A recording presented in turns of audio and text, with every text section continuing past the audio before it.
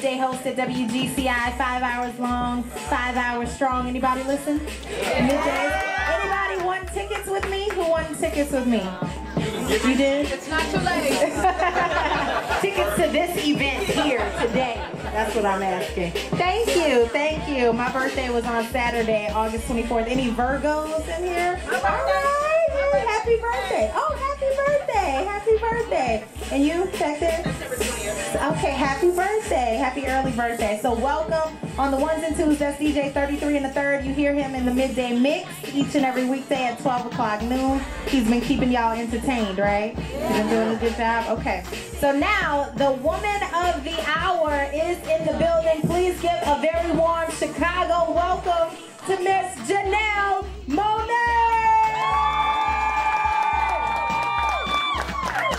Keep it going till she gets out here. Welcome. And you look beautiful as always.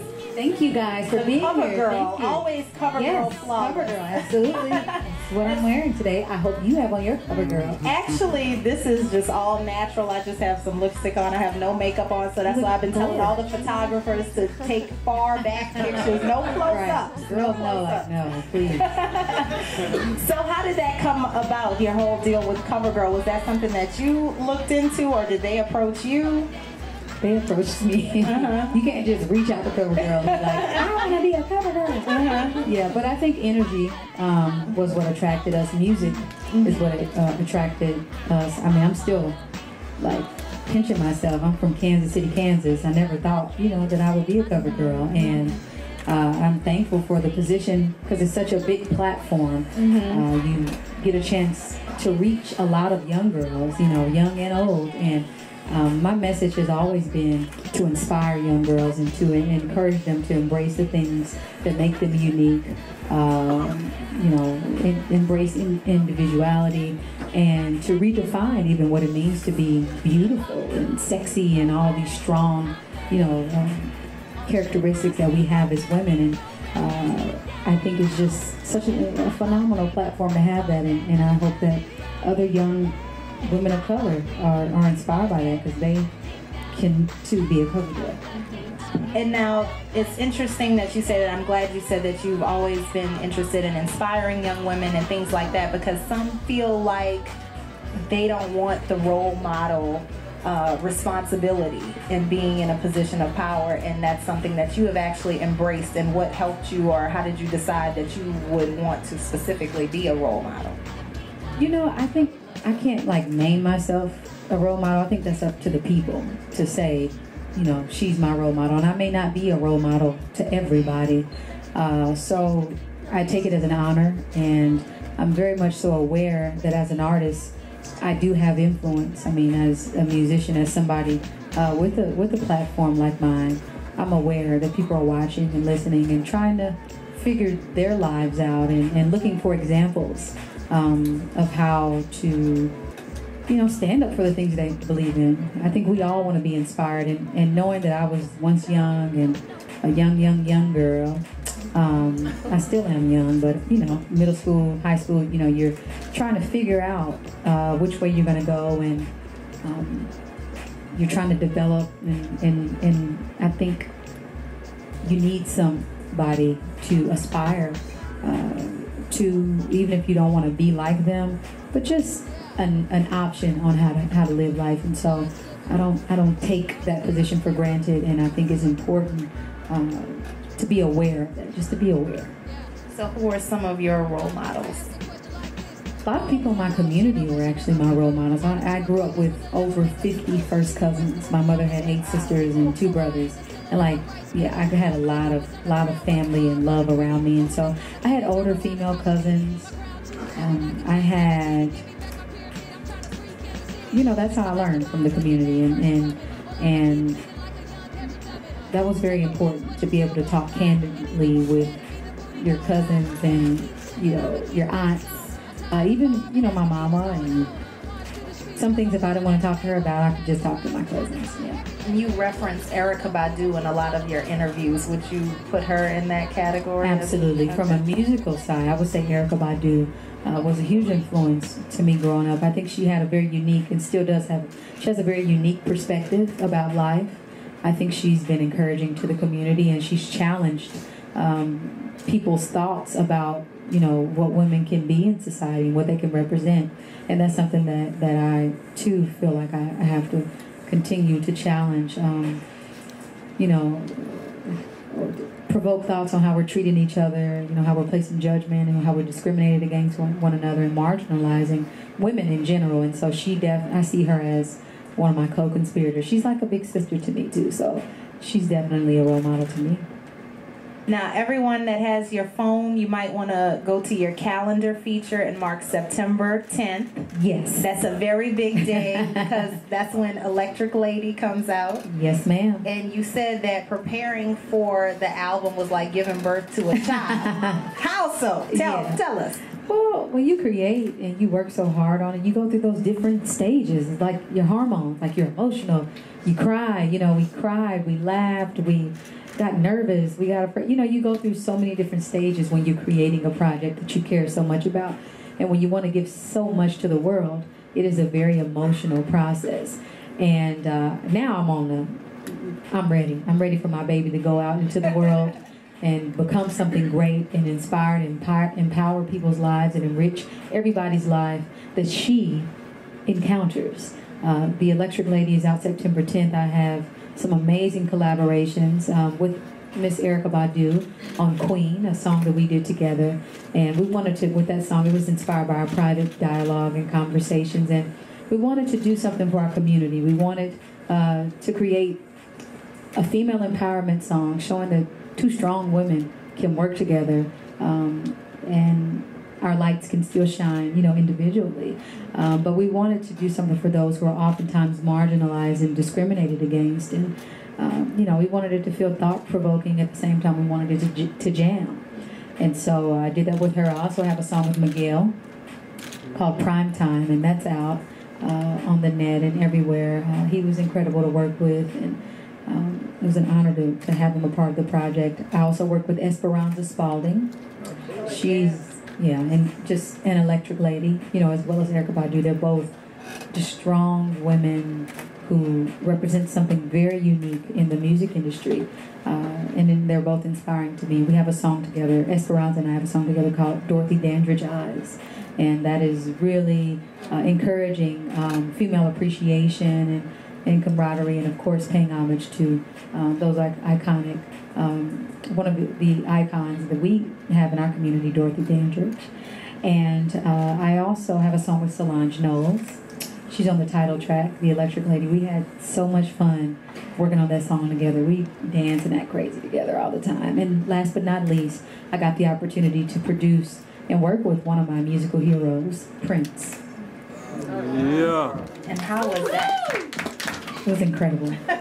I'm still pinching, slapping, hitting myself. I can't believe it. You know, I mean, when I released my first EP, Metropolis, Sweet 104, The Chase, he reached out to me around that time, and he's been like a mentor to me, and he invited my band and I over. He invited us over to a jam session at his place in LA, and you know, he had expressed how excited he was about my career, and he took us on tour with him. We opened up, we did Madison Square Garden together, we did in LA the Forum, we did here, Chicago, what's that big, it was Welcome to Chicago. The United Center. Yes, we played here together, and so it was really organic, but you know, again, he doesn't appear on people's albums, and I got the opportunity to also produce him, so I'm very honored, like very, very thankful.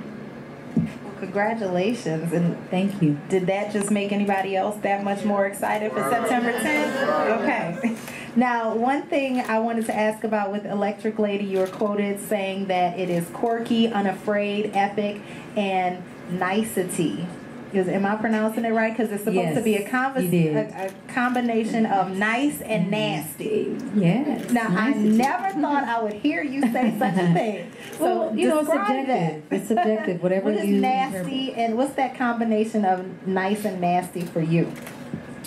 Electricity. It is just, again, I think as we evolve as people, we morph into so many different things. We have so many different sides to us as electric ladies. And that's the thing about this album. It was inspired by my paintings. I paint and I sing at the same time. And so I will go out on tour and I will paint this female silhouette night after night. And I didn't quite understand back then why I was painting it. And so I went back home to Atlanta and I talked to my therapist and she encouraged me. She said, you know what? You should name her. Name this series. Do a showing. And I was like, okay. So I tried to figure out a name for her. It was hard. And I knew, I said, whoever this is, she does not like categories. She does not like living in a fence. And it was just an energy that I got from each painting. I use these vibrant colors like reds, greens, oranges, blues. And the words that came to my spirit were the electric lady. And I started to envision a world where there were more electric ladies. It was a new breed of women. There was a new 21st century woman. And I asked myself, well, what does the electric lady think about love? What does she think about politics? What does she think about sexuality? What does she think about religion? And that helped me write the album. And so I think that word is just a combination of you can't marginalize me. But you have described yourself, though, as an android. Partly. Why not an iPhone, a BlackBerry, or why Android? Well, whenever I'm speaking about the Android, I want to be very clear. The Android represents the other, and a new form of the other. And when I say the other, I mean you can parallel that to what we as Black people represented, in a very horrific. Historic time for us, during slavery and even post-slavery. What women, how we were marginalized and discriminated against even more than we were going through now, dealing with the women's suffrage and all those things. And so I think for the future, because I like to be ahead, the future is going to be the android in terms of the new other. And how are we all going to get along with the android, which is a computer developing human characteristics. I mean, just the whole thought of a new species living with us, maybe taking our jobs because it could be programmed to be faster, smarter. There will be a time, and so that's what I mean, is I'm paralleling an android to being a woman, to being a gay man or a lesbian, to being the other, the minority and the majority, an immigrant. The untouchables, over in India, the excommunicated, when they challenged the church's ideas. I mean, that's our common thread. Any androids in here? Oh, you are? Okay. And, awesome. And you said that you are looking for, as far as romantically, your partner would have to be an android as well. Yeah. Okay, now is there a certain language or a certain way that they can signal like, hey, this is me, or how do y'all recognize each other? We speak on the same frequency. Okay. When you get that look in your eye, Okay. Now, before I let you go, anything that you haven't done that you want to try? Oh, of course. I am so open to life. I mean, I think it was probably only a couple years ago or maybe less than that I really realized that I could wake up or I could not wake up. Like, you don't know, when your expiration date is. And I definitely believe the energy never dies. And maybe I'll come back and, I'll still be around. But, physically I won't be here for you to touch me or hold me. And my music is the only thing that will outlast me. Mm-hmm. And the impact that I have the potential of making on other people. And so I think I started to take it more seriously. And I want to be more fearless in the way that I approach life and music and art. So there are several things that I don't necessarily want to talk about, but I just want to lead by example and just do it, But right now I'm really focused on this album. I think if you are a music lover, we brought in live instrumentation, an orchestra, horn players, string players. I got the chance to produce again and work and collaborate with some amazing talent from Solange Knowles to Erykah Badu to Esperanza to Meguel to Prince. I mean, I think this album, I pray that it just empowers you, enriches your life. I'm interested in creating 1 million more Electric Ladies. And again, Electric Ladies don't have a particular size or shape or hair color. Community is what unites us as Electric Lady, and community is what makes an Electric Lady, because she knows that it is up to her to help nurture the next generation. We are naturally peacemakers, and we understand that energy, and we come in peace, and we understand our superpowers and how we can help and contribute. So I'm very much so interested in making sure that we have a lot of Electric Ladies taking care of our community. Amen. Any mantra, last words that you want to leave everyone with? No. Does anybody have any questions? I mean, I don't like just talking all the time. In the back. Yellow shirt. Learn how to dance. Ooh, wow. Living room training. You know, I grew up in Kansas City, Kansas, around a big family, and just getting in the living room, dancing, and you know, it's just amazing to have parents and cousins and people just telling you, even if you really can't dance, like, oh yes, keep going, you know, because that helps. That little encouragement helps. And so, I mean, I also just have the motto, like, dance like nobody is watching you. So I took that to stage, and I love that feeling of being able to create before the audience's eyes and getting in front of thousands of people and not knowing what you're gonna do. You know, you have to come up and be very innovative in your approach, and it brought out just this electricity in me on stage, and it helped me to dance in a rather unique way, I guess.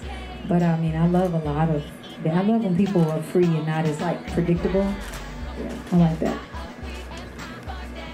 Yes. You were a perfect choice for CoverGirl because your style is so beautiful and unique. If you could endorse any product or pick any product you wanted to endorse, what would it be? CoverGirl. Are you kidding me? I would re-pick them. Outside of the beauty, you know, I am very particular, and I just don't lend my brand to just anybody. It has to. The reason why I work for CoverGirl is because beauty is a huge part of young girls and women, and redefining though what beauty is and giving a more diverse roster diversifying the CoverGirl endorsers, I think is so important to have more women of color and showing that it's not just about, you know, someone who used to maybe look like Christy Brinkley. She was like, you know, huge, and so I think it's just important to represent where the world is going. You know, it's so diverse. We're so diverse, and so that's what I like about being with CoverGirl, and whoever it is, it needs to be believable, honest, and in line with my core values, the things that matter to me, and community, and just being of inspiration. You know, I need to have already been doing that, you know, for it to work. So I don't have an answer right now for it. Yes. But peace. I think peace. Peace is something that I want to continue to endorse. Love. You know, whose brand is that? We'll get back to you. Right. Yes, sir. Hey, I've been following you. And you make black and white gorgeous. Thank you for wearing your black and white. Absolutely. I want to know, is it always black and white all the time in the studio? Absolutely. All the time. Absolutely. Absolutely. I think, you know, it's just, when people ask me like your style, it is, it's art with a message. And I mean by that, from being an artist, I look at everything from an artistic way, like, oh, I want my nails to be green, or I want to wear this glove. It's just how I think when I'm putting together things. And I'm a minimalist by heart, so I don't like a whole lot of colors. I have a deep appreciation for it, and I try to use it, all the colors in my music, and when I'm painting, and in my personality, and you know, the energy that I bring. And the message is, you know, my uniform. It's paying homage to the working class. And my parents worked really, really, really hard. My grandmother was a cook at the Kansas County Jail for like 25 years. So she wore a uniform, and she owned 4 houses and raised 11 children. And she was a sharecropper growing up, and she shared 1 pair of shoes with her 16 brothers and sisters in Mississippi. So it just keeps me grounded. It keeps me very centered. It reminds me of everybody who worked hard for me to have this freedom. And it reminds me that I'm working. This is my job. What are you going to do when you play in your first movie? When I play in it? You're being acting in your first movie. Oh, you know what? I've had some thoughts. I have some opportunities. Black and white. We'll see. Hopefully the first movie is my movie. That's my goal. Is to have the Arc Android. We've already written it. We already have a screenplay for the Arc Android. So. Okay, we have to take pictures. Awesome. And so we're going to do 2 people per picture, and we have professional cameras. All of the pictures are going to be online at WGCI.com. So we're going to start forming a line right here. The first person will be this beautiful young lady right here. You will be first. Thank you guys so much for coming out. I really appreciate it.